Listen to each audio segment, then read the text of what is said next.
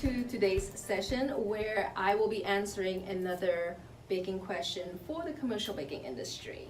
Today's question is from Tom in Lithuania, and he says, Dr. Carson, I would like to perform pasteurization for rye bread. Do I need to use low temperature and long processing time? Which one should I focus on? What about packaging? Am I right that bread should always be fully packaged in plastic?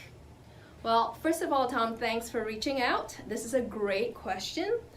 As you mentioned, a pasteurization is the heat treatment for liquids. So just remember that pasteurization is a way of heat treating liquid products so that it eradicates microbes in the liquid.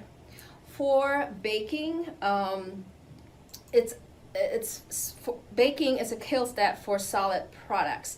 This is the heat treatment that changes the product from a solid material to a porous material. In that step, we provide a kill step that kills all microbes in the baking process.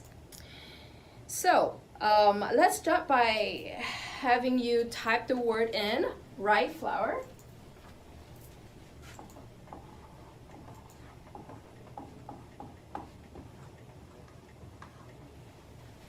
And when you type that into our web page, it will bring you to our rye flour page detailing the properties of rye and why it's different from wheat.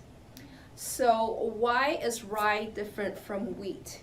Well, because it doesn't have the same protein profile, and it is high in gliadin, you know, the flowy protein molecules, and it lacks a glutenin, which is the elastic property of the gluten. So because it's got so much gliadin and it's flowable, rye breads tend to not have good sidewalls. Don't forget, rye flour is, as stated on our webpage, is high in pentosands. So pentosands are, as the name says, pento, 5 sides.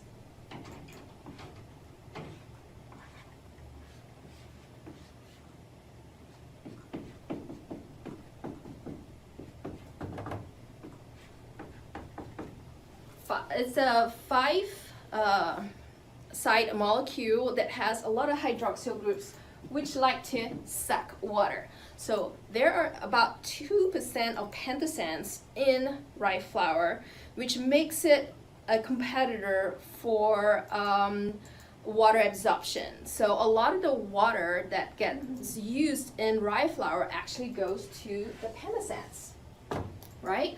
So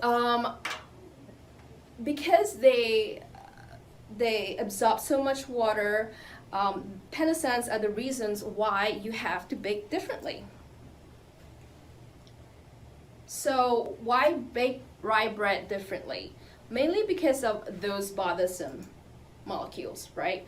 They suck up so much water that you have to bake it all out. If you don't, then you'll get a gummy and moldy rye bread. And since you're in Europe, I am guessing that you are using 100% rye bread system, most likely a sourdough product. And the baking of this kind of bread is absolutely different from 100% wheat flour bread. Therefore, as a baker, I would recommend to heat up the oven to 450 degrees Fahrenheit. That is about 232 degrees Celsius. Put your bread in there and turn it down to 350 degrees Fahrenheit, which is 175 degrees Celsius. All right, so if you're working with an industrial oven, you want the first zone to be really high so that you can kick up the oven spring. So for this, you want to have a high front zone Then bring the middle zones down to 350, and then with a slight 50 degrees increment for every zone after that. Will be 20 degrees Celsius. So if you have zone 1, be it at 450, zone 2 be it at 350, and zone 3 will be 400 and then 450, and just as it kicks out, just increase the last zone as much as possible to get the color of your bread.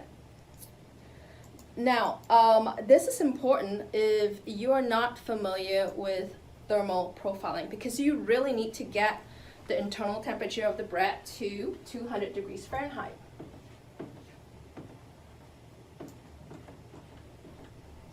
Which is 95 degrees Celsius. And if you're not familiar with this, go to the page called Thermal Profiling.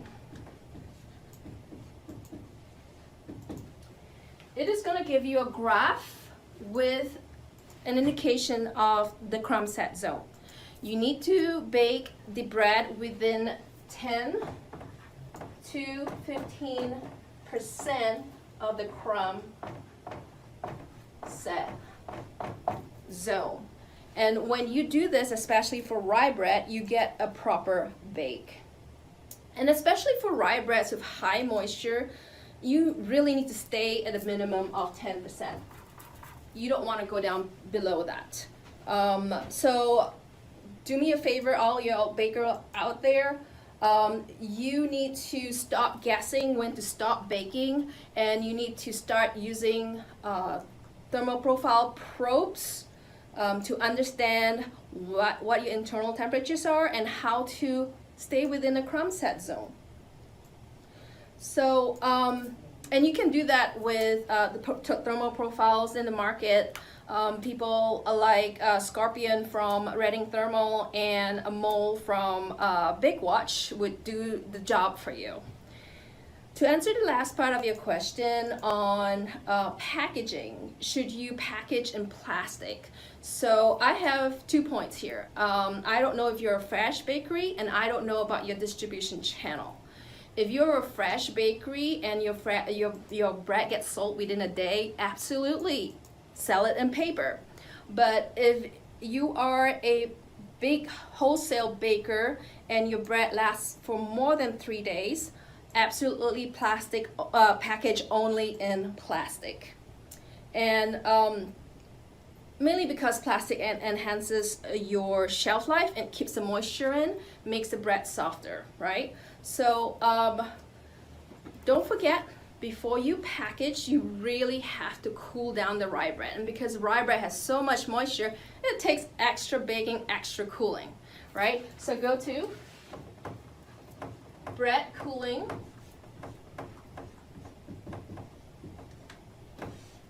On our website, and learn more about where you need to cool the bread to. So what we recommend usually is 90 to 110 degrees Fahrenheit, which is 32 to 42 degrees Celsius.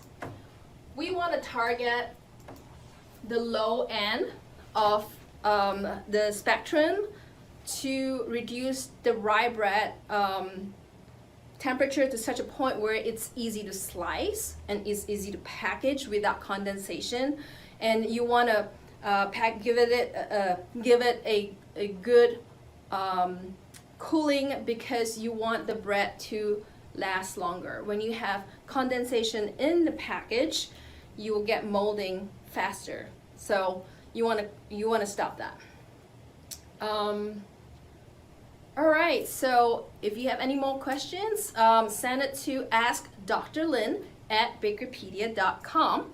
And before we end, I wanted to thank our sponsors, Solange Mill, a purveyor of rye flour in North America, and Reading Thermal, the makers of Scorpio, and Bakewatch, the makers of Mole. Both are reliable thermal profile tools. With sponsors like them, we are able to do what we do at Bakerpedia, And again, if you need to ask us questions, reach out to me. Thank you.